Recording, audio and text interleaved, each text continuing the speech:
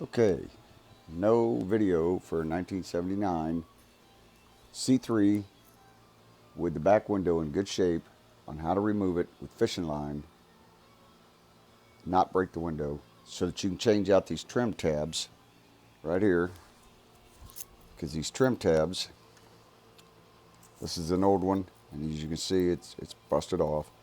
There's not enough room between the window and the body here to get it off. So once you get your trim off, best thing I found was I took this little screwdriver right here. I took this little putty knife. I put it right down in there like so. And then I just shoved this screwdriver down in there and just popped it out. Forced it all the way out to the front side of the glass to where it hits the glass. And then I've got these little, I don't know what they are, but I've had them forever. And they worked really good. And all I did was I reached right in there behind there and I snipped off that tab. Like you see that one right there. And then I just took and destroyed that, getting it out. Because you can see the new ones, they've got like a push pin in them. So you got to punch these through. You'll push this in the hole, and then you'll push that down in there. And that's how you put the new tabs in. Well, there's not enough room to do all that with the window in. So I took the window out. All right, these are the tools, and these are as cheap as you can get. So here we go. Bought these two suction cups at Harbor Freight, $3.95 a piece. I bought this linoleum knife, cheapest one I could find, at Westlake Hardware for like $4. Existing pair of wire cutters. This razor knife has got the linoleum blade in it, or a roofer's blade. I bought a package of them at Walmart for $3. And then just a regular straight razor blade. Again, Harbor Freight. Harbor Freight. I bought a package of 3 of these at Walmart, $4. 50-pound Zipco OmniFlex fishing line, $1.95. 2 1/4-inch dowel rods that I just cut off of a piece of full-length dowel. I drilled 2 holes in it, one there, and then I spun it and drilled another one there so I could thread the line through it, tie it off there. This screwdriver, if you've got a tool for it, you don't need to do this, but I found an old straight slot screwdriver, heated it up, bent that over 160 like that, sharpened that end up right there. I don't know if you can see that, but I kind of sharpened it up to make it a like a chisel. And what I did with that is, as I was going through, I could drag that down in there like that. It wouldn't damage the glass, and it would get out the putty and the paint and the junk. So anyways, and then you'll need a scratch awl, a thin one preferably. This is just a Bondo deal that I cut up, and it was thin, so it worked good to slide in there. I went and I bought picture hanger wire because everybody said that that's, way to go. I wasn't happy with it because I'm doing it by myself. I wasn't going to sit here and do the saw thing. So anyways, that was like $1.95. And then what I did do was I got some Dawn dish soap, put it in here, and after I cut off all my excess trim with these knives carefully. I cut all that off, and then I came in here and I soaked all that down on the outside. And when you put your fishing line around this, it helps to cut it in there. I don't know if it did or not, but it seemed to help a little bit. So anyways, I took these knives, and this one works really well. And I could get right here, and I just take this Bondo knife here, and I would drag it along like so I wouldn't tear up the paint. And I'd just get right under the window, and I'd just cut all the way around as far as I could. They say if you keep this blade lubed, it won't stick to the rubber. I didn't catch that memo until 3/4 of the way done. Anyways, blue painter's tape, got it off the job, flashlight, and as you can tell, I've got the whole car covered up with painter's plastic, because when you're tearing this out, this stuff will go everywhere. And it was just tearing up the paint something fierce, and I was like, that's enough of that. So, anyways, I went through, I busted out all the tabs through here, got them all off, busted them all off, got them all cut away, and then I cut all the rubber that I could get, all the bulky rubber that's sticking out past, you know. I cut all that stuff off, as much of it as I could, and that linoleum knife works really good for that too, but you got to be really careful not to drag it down your body, you know what I'm saying? And they're all sharp, so don't cut yourself. But anyways, and then I went inside, and last night I got up in here, and where the defroster is at on the window, you got to be careful and get behind it. But I used that small linoleum hook knife and hooked it in there, and just all the way around. And the corners is what's going to give you the biggest problems. I can tell you that right now. Your corners, and right here in the top where the joint is. That corner down there, this corner, this one, that top, a little bit here, and a little bit over there. But that other corner, that's where I had the hardest problems. So anyways, I got that all done. I cut all that off.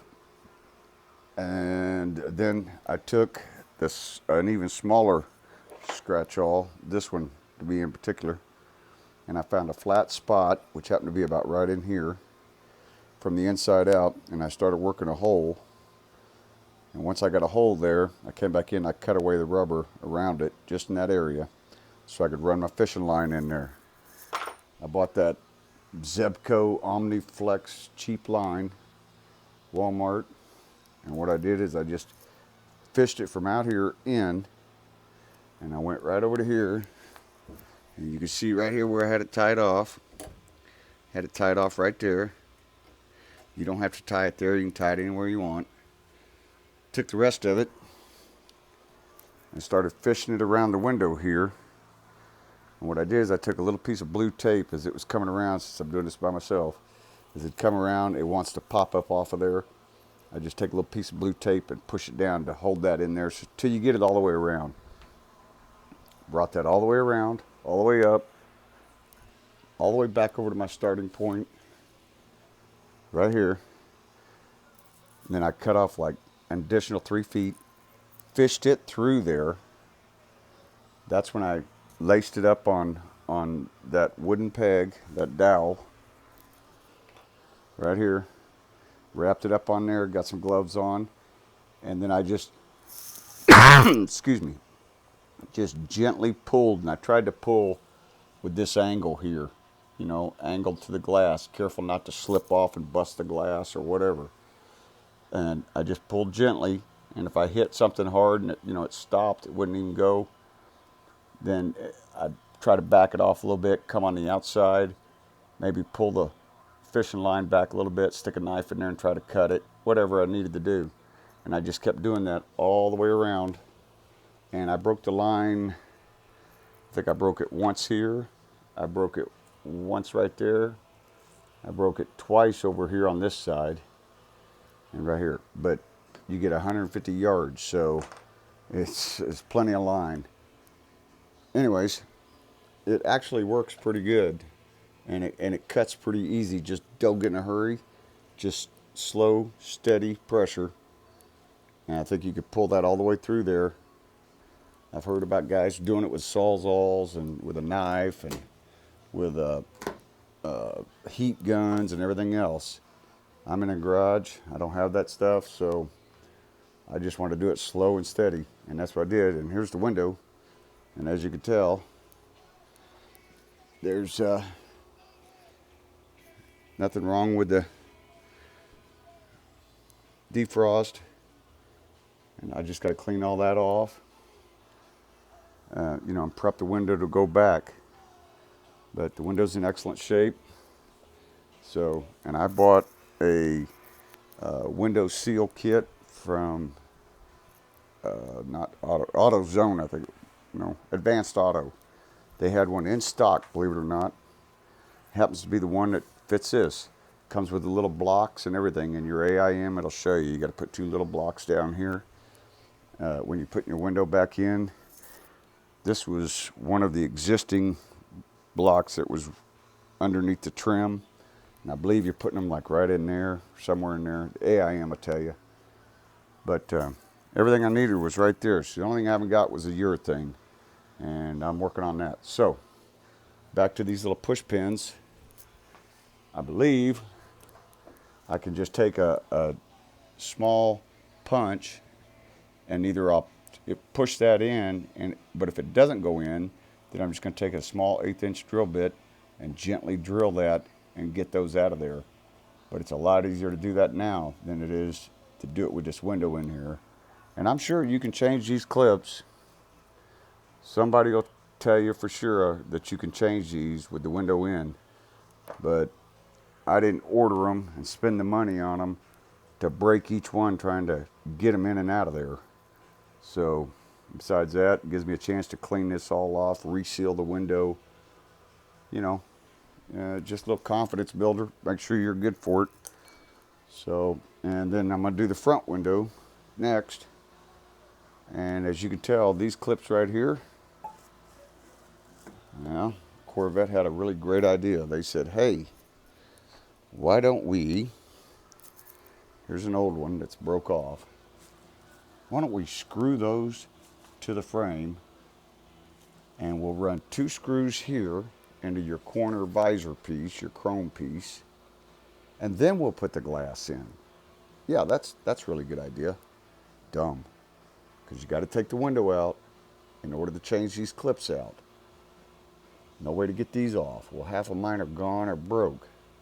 I got a little bit of rust here, so I want to clean that all up. And I'm going to take this out. I'm going to attempt to take it out without taking the dash out. Now, I've still got to change all this interior stuff, but it may come out. I don't know. It's not that big of a deal to take that out. So, anyways, that's for 1979. I'm going to post it on YouTube. Hope it helps somebody, because there wasn't nothing out there to help me on these. So, talk to you later.